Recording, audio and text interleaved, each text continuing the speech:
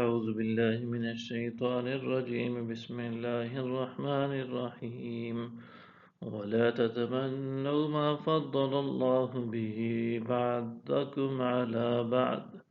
للرجال نصيب مما اكتسبوا وللنساء نصيب مما اكتسبن واسألوا الله من فضله إن الله كان بكل شيء عليما۔ اور تم اس چیز کی تمنا نہ کیا کرو جس میں اللہ نے تم میں سے بعض کو بعض پر فضیلت دی ہے، مردوں کے لیے اس میں سے حصہ ہے جو انہوں نے کمایا، اور عورتوں کے لیے اس میں سے حصہ ہے جو انہوں نے کمایا، اور اللہ سے اس کا فضل مانگا کرو، بے شک اللہ ہر چیز کو خوب جاننے والا ہے۔ وَلِكُلٍّ جَعَلْنَا مَوَالِيَ مِمَّا تَرَكَ الْوَالِدَانِ وَالْأَقْرَبُونَ، اور ہم نے سب کے لیے ماں باپ اور قریبی رشتہ داروں کے چھوڑے ہوئے مال میں حقدار یعنی وارث مقرر کر دیے ہیں۔ وَالَّذِينَ عَقَدَتْ أَيْمَانُكُمْ فَآتُوهُمْ نَصِيبَهُمْ، اور جن سے تمہارا معاہدہ ہو چکا ہے سو انہیں ان کا حصہ دے دو۔ ان اللہ کان علی کل شیء شہیدا، بے شک اللہ ہر چیز کا مشاہدہ فرمانے والا ہے۔ الرجال قوامون علی النساء بما فضل اللہ بعضهم علی بعض وبما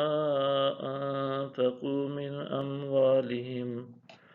فالصالحات قانتات حافظات للغيب بما حفظ الله، واللاتي تخافون نشوزهن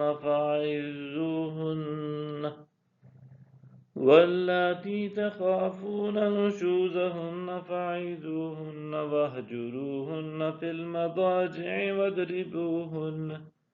فإن أطعنكم فلا تبغوا عليهن سبيلا إن الله كان عليا كبيرا۔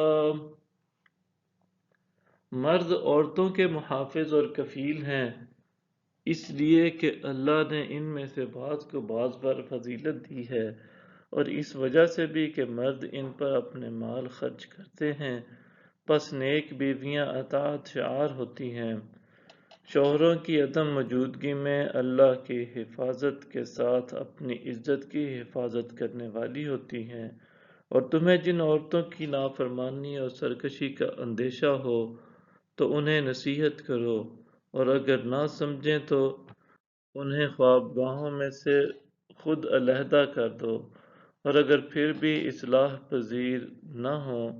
تو ان سے عارضی طور پر الگ ہو جاؤ، پھر اگر وہ رضائے الہی کے لیے تمہارے ساتھ تعاون کرنے لگیں تو ان کے خلاف کوئی راستہ تلاش نہ کرو، بے شک اللہ سب سے بلند سب سے بڑا ہے۔ صدق اللہ العظیم۔